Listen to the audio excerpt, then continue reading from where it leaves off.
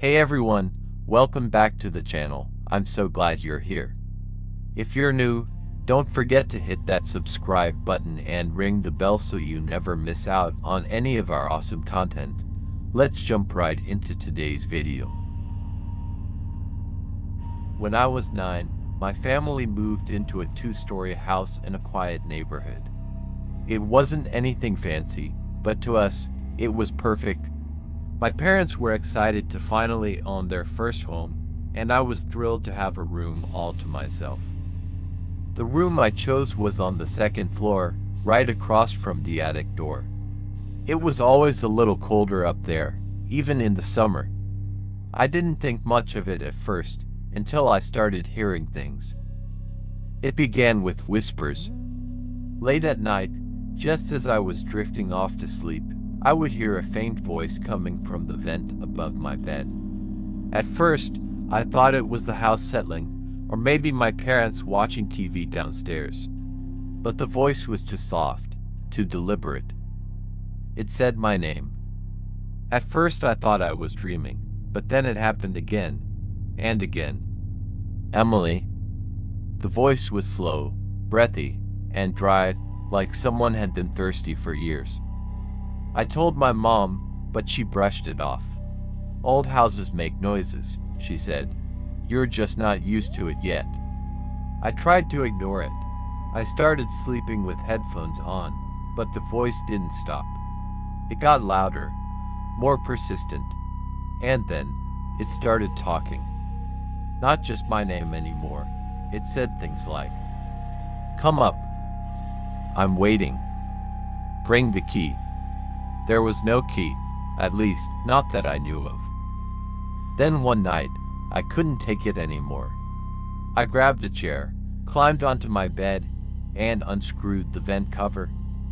Nothing, just a dark, narrow shaft that led back into the wall. But as I looked inside, I swear I heard breathing, soft and steady, as if someone were crouching just beyond my sight. The next day, I told my dad. He laughed and checked the vent with a flashlight. "Empty," he said. "You've got an overactive imagination." But the voice kept coming. So one night, I stayed up. I left my light on, stared at the vent, and waited.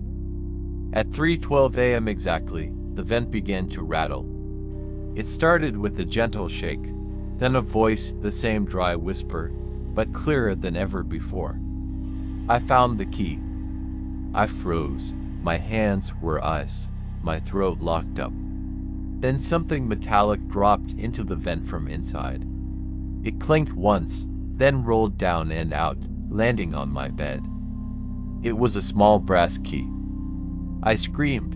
My parents came running. They saw the key, saw how pale I was, and didn't question anything. The next morning, my dad called someone to seal the vent permanently. We moved a few months later. I kept the key. I don't know why. It's in a drawer in my new room. Sometimes, I still hear a whisper in the middle of the night. And every time, it says the same thing. You still have the key. It started with a smell. A foul, rotting stench that crept into the apartment like smoke under a door. At first, I thought it was the garbage chute again. Our building was old, and sometimes the garbage wouldn't get picked up for days. But this was different, stronger, more human. I lived alone, in a small one-bedroom apartment in a rundown complex just outside of Chicago. Rent was cheap, and I didn't ask many questions. I worked nights and mostly kept to myself. But once that smell showed up, I couldn't ignore it. It was coming from the wall between my apartment and the one next door, apartment 3B. The strange thing was 3B had been empty for months. The last tenant, an old man named Howard, had died there. Alone, they found him 2 weeks after he passed. Since then, no one had moved in. The door stayed locked. The lights stayed off. But every night around 2 a.m. I started hearing something. It was soft at first, like scratching. Then came the whispers. At first, I told myself it was my imagination. I was tired, overworked, but then came the knock. 3 slow knocks, from inside the wall. I froze. It wasn't from the hallway, it wasn't from the door. It was from inside the wall that separated me from 3B.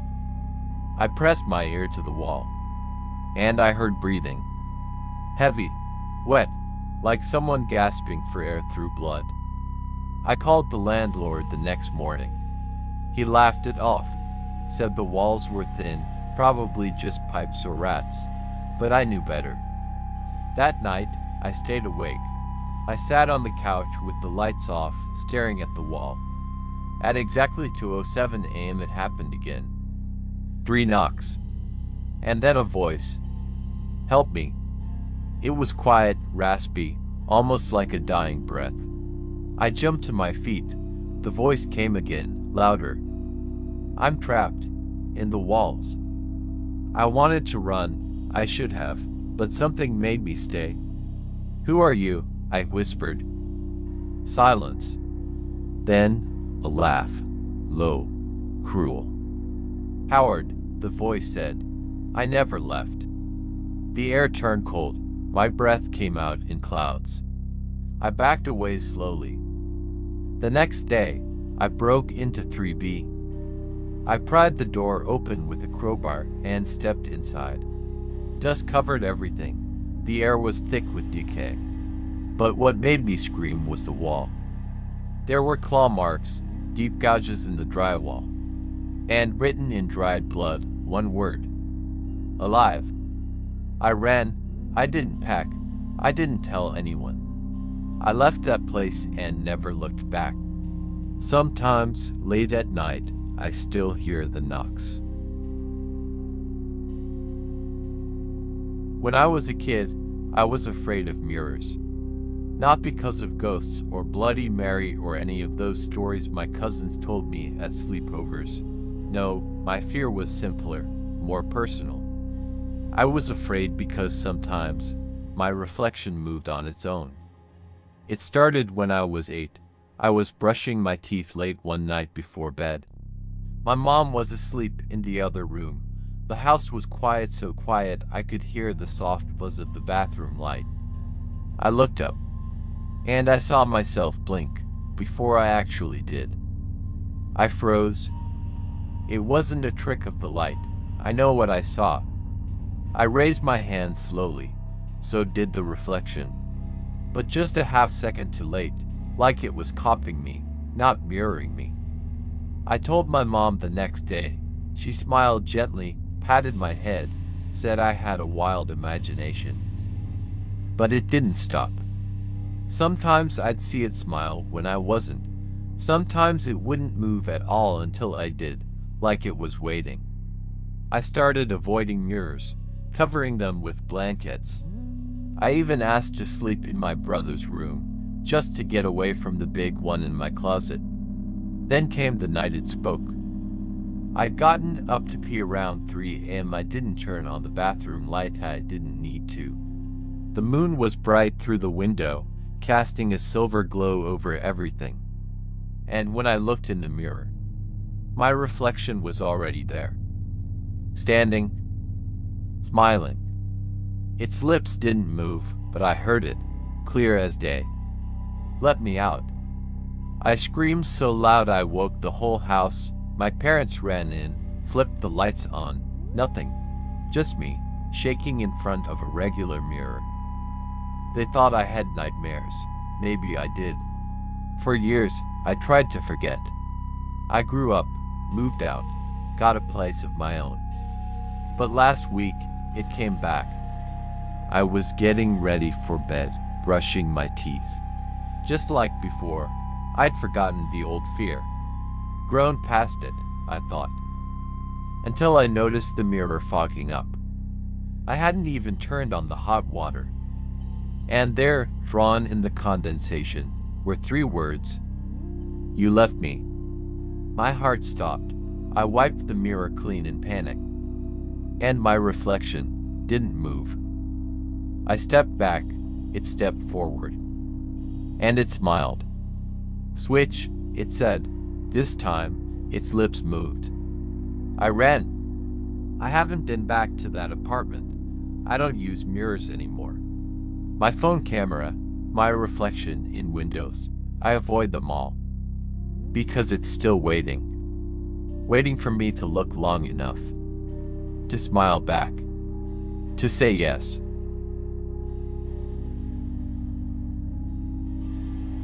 About a week ago, I found a USB stick on the way to a PC repair business where I work part-time. It looked really standard, just a small metal box. I only saw it because the sun reflected off the case. For a second, I thought that the pavement had just erupted into light. Anyway, I decided to take it to the police station after work, but of course, because I work with computers, the temptation to look at the contents was too much. There were a few folders with incomprehensible names and 3 others, case notes, training, and emails. There were about 100 emails, mostly unconnected, but a few were really interesting. Usually, I wouldn't go snooping through such private information, but I felt such a strange urge. In the end, I kept it. I think I'm going to hand it in to the police still, sometime in the future. I'm going to share with you the more interesting emails, ordered and formatted where appropriate for easier reading, and maybe you can help me decide what to make of it. From Matthew Howard. The 4th of December 2012. Subject, Rebecca. Hey Dan. How's it going? I know we haven't spoken lately. I've been busy with uni and there's some drama been going on in my family, and I've basically had no time. Sorry about that.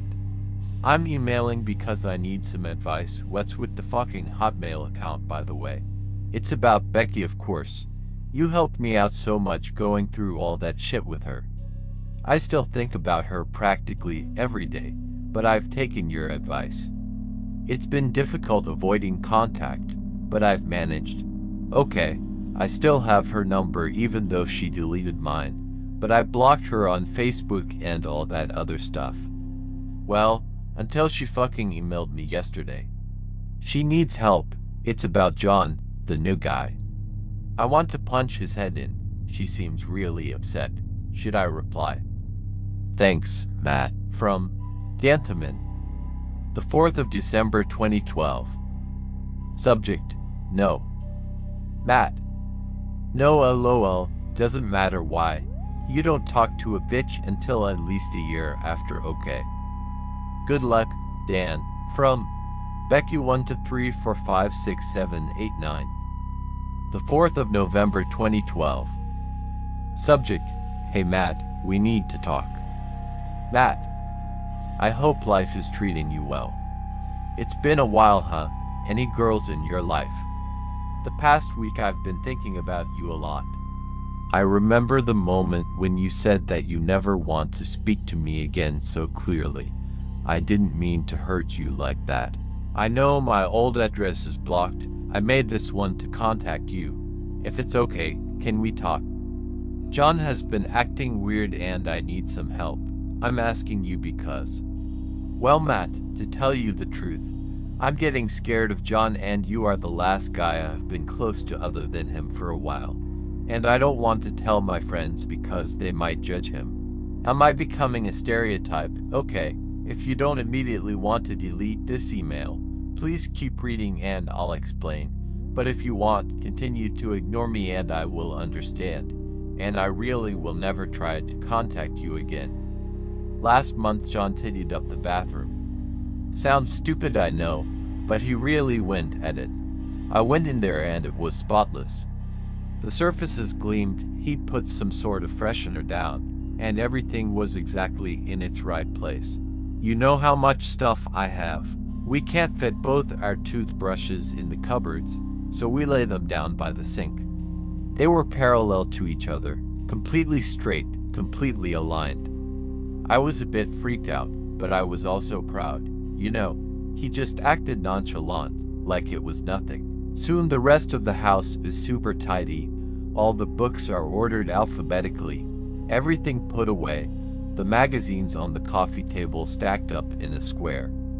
I'm a bit weirded out, and I ask him what's up. He says that it doesn't matter. Why would he be doing so much for me? My first thought was that he was cheating on me. I have his Facebook password, so I checked, and nothing. His phone, nothing. At the time, I was still suspicious, but not anymore. A week and a bit ago, I go into the kitchen, and he's rooting through the cutlery drawer. He's picking up pieces of cutlery, examining them, and laying some on the counter and putting some back in the drawer. The ones on the counter are perfectly aligned. I asked him what the fuck he was doing, and he responded with, "We don't need all this cutlery, Becky. I'm going to throw these out." I said, "John, I know that's bullshit," and he got really angry, really defensive, so I left. Last night I woke up at about 1, and John wasn't in bed. I heard him rummaging around downstairs. I snuck to the top of the stairs. Remember the coat hanger in the hall? We put a small bookcase next to it, and he was rifling through the books, taking some out. He was speaking to himself, whispering numbers and equations. I said, "John," and he looked up. I said, "What are you doing?" He said, "Honey, there are 75 books on this bookcase. That's 3 times 25, which is 5 times 5. It likes 5 south." I was shocked and said, "What likes 5 south?" He said the long face, and then started sorting books again, ignoring me. I guess his behavior over the past month got to me and I snapped. I ran downstairs, shouted at him and tried to put some of the books back on the bookcase. He grabbed at me, Matt. He fucking grabbed at me. I couldn't move, he was so strong. He pulled his free hand back, and I thought he was going to hit me. He said very carefully, very slowly, "This bookcase needs 49 books. 7 times 7. It doesn't like 7 south. It likes 5.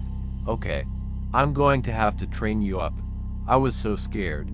I ran out of the house. Wow, that was longer than I thought. I'm staying at Alex's right now. Can you come over? Even if you can't help sort this out, talking would be great. Hope to see you soon, Becky. From Matthew Howard. The 13th of April 2012. Subject: I don't care, I'm gonna do it. Dan. I've thought it through, and I'm gonna talk to her. I don't care what you think. Matt. From Matthew Howard. The 13th of April 2012. Subject: Holy shit, it's worse than I thought.